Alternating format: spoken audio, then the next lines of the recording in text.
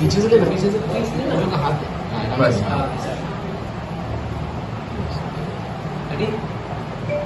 वैसे आज आप माननीय शरद पवार जी से मिलने के लिए गई थी, वहाँ पे ये हमें पता लगा आपके द्वारा कि एजुकेशन और हेल्थ को लेकर के कुछ बातें हुई।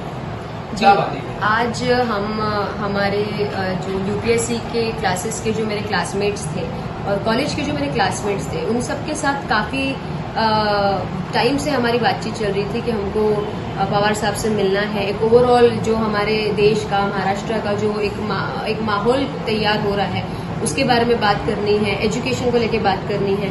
तो हम सोच के तो गए थे कि हम एक को एटलीस्ट 10-15 मिनट भी मिल जाए तो हम एक मोटा मोटा बात कर लें। But luckily he is a legend as people से, हमको पूरा 1 घंटा उनसे बात करने का मौका मिला और हमने 1-1.5 घंटा उनसे आराम से बैठकर एजुकेशन, हेल्थ केयर, जो भी डेवलपमेंट है, वुमेन एम्पावरमेंट, ये सारी चीज़ों के बारे में हमने उनसे बहुत बात की, एकदम जम के बात की कि कैसे इम्प्लीमेंट किया जा सकता है। कि अभी तक के हम अगर स्टेम एजुकेशन के बारे में भी सोचे, साइंस टेक्नोलॉजी ये सब के बारे में भी हम बड़ी एजुकेशन के बारे में भी सोचे, तो पर अभी तक के बेसिक एजुकेशन भी फुलफिल नहीं हो पा रही है बच्चों की। लोग ड्रॉप आउट हो रहे हैं, गर्ल्स ड्रॉप आउट हो रहे हैं, women security, safety, health care के म्यूनिसिपल हॉस्पिटल्स को कैसे मैनेज होना चाहिए, क्यों कैसा फेलियर हो रहा है। तो जब हमने बात की तो हमने तो अपने पक्ष रखे, बट हम गए थे कि हमको कुछ मार्गदर्शन मिले पवार सर से, क्योंकि वो एक आप समझो एक 83-85 ईयर्स के एक इंसान जिसने पूरी लाइफ संघर्ष किए, हर चीज के लिए फाइट की, हर चीज के लिए डट के अपना पॉइंट ऑफ व्यू रखा, जिन्होंने वुमेन की 50% रिजर्वेशन लाने की पहल उन्होंने करी। तो उनसे हमको राय मशवरा चाहिए कि हम कैसे लेके आगे बढ़े यूथ के लिए क्या मैसेज देना चाहते हैं वो। हाँ यार, आवाज क्यों नहीं आ रही मेरे को? अच्छा, उस तरफ पर हमने तो शरद पवार सर से एक मिनट थोड़ा सा साइलेंट बंद कर दो ना, बंद नहीं होगा वो।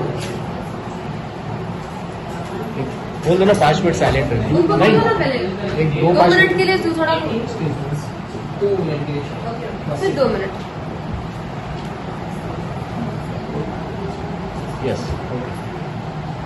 हमने एज ए यूथ अपनी तो बात रखी, पर हमको उनसे सबसे जो एक महत्वपूर्ण बात जानने को मिली, सीखने को मिली, उन्होंने एक बात बोली कि डेवलपमेंट तो अभी आप डेवलपमेंट तो ठीक है, नीड ऑफ द आवर है ही, बट अभी जो सबसे ज्यादा जरूरी है और जो सबसे बड़ा मुद्दा है वो जो है वो कम्युनलिज्म है। कि जैसे जात पात पे और रिलीजन पे एक दूसरे से नफरत करना, झगड़े करना, ये जो इतना डीप रूटेड हमारे देश में फैल चुका है कि इस पे अगर काम नहीं किया गया तो हम लोग जितना पीछे आए हैं, ऑलरेडी हम लोग पीछे आ गए हैं और पीछे चले जाएंगे।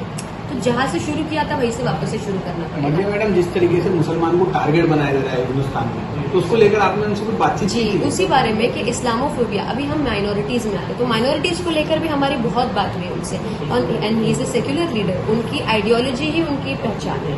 तो उन्होंने यही कहा कि यूथ, अभी हमारी generation is the last generation, क्योंकि हमारी सिलेबस में हम लोग पास आउट 2014 से पहले पास आउट है हम लोग 10th, तो उस टाइम पे एनसीईआरटी की सिलेबस कुछ बदला नहीं गया था। तो हमने जो पढ़ा लिखा, हमने एकता और सेक्युलरिज्म और ये सब उस टाइम पे उतना हाइप पे नहीं था। इट ऑल केम आफ्टर 2015-16 ये सारी चीजें आना ज्यादा चालू हुई। तो हमारी बात की जो जनरेशन है वो अभी, जैसे एक हमारे कलीग है जो हमारी टीम में जो यूपीएससी पुणे से ही कर रहे हैं, वो बताते हैं कि वहां पे कैसे ओपनली इंस्टीट्यूशंस में लोगों को इस्लामोफोबिया के बारे में सिखाया जाता है, लोग कितना ओपनली हेट को वहां पर फैला रहे हैं। तो ये सारी चीजों के बारे में आती है कि यूथ, अगर जो हमारी जनरेशन के लोग हैं, अगर बाहर आके अमन की बात नहीं करेंगे, अगर पीस और सेक्युलरिज्म नहीं फैलाया गया, तो डेवलपमेंट तो छोड़ ही दो। फिर डेवलपमेंट तो छोड़ दो, अगर आप सेफ और सिक्योर ही नहीं फील करते हो अपनी कंट्री में एक दूसरे के साथ, तो डेवलपमेंट कहाँ से होगा? ये सारी चीज़ों को लेकर हमारी उनसे बहुत देर तक बात हुई, बहुत कुछ हमको उनसे सीखने के लिए मिला।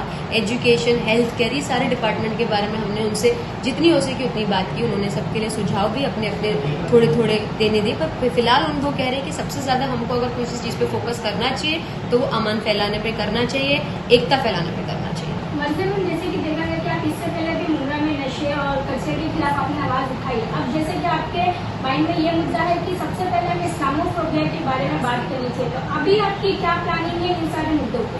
हम लोग देखिए, जब भी हम स्टेट की रक्षा करेंगे तो ऑटोमेटिकली हमारे साथ स्टेट की जितनी भी सिटी आती है वो सुरक्षित हो जाएगी। तो अभी हम शरद पवार जी से बात कर रहे हैं तो हम ये सारी बातें की, उसके अंदर ऑटोमेटिकली हमने साथ साथ में ड्रग्स, हॉस्पिटल, एजुकेशन, ये सारी चीजें इन जनरल, सिर्फ अभी आप मुमरा में ही नहीं है ना, पूरे इंडिया में काफी सारी जगहों पे ड्रग्स है, तो हमने इन जनरल ड्रग्स पे बात की है, इन जनरल हमने एजुकेशन पे बात की, इन जनरल हेल्थ केयर पे बात की है।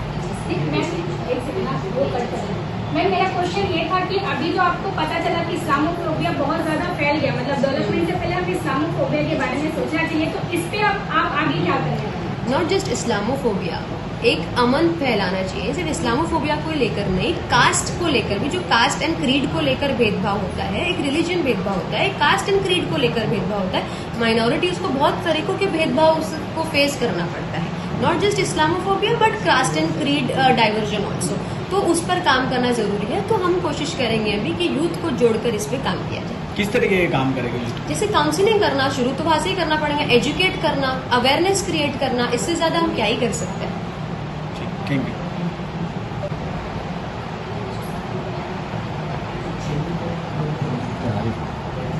मर्जिया मैडम, जिस तरीके से आप बता रहे शरद पवार साहब से आपकी मुलाकात हुई, तो आप किसके साथ गए थे?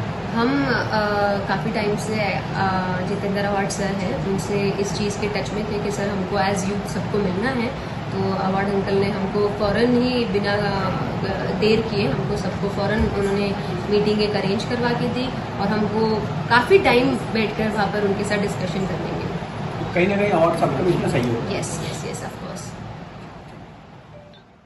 हमारे चैनल को सब्सक्राइब करें, बेल आइकन जरूर प्रेस करें हमारी न्यू वीडियो सबसे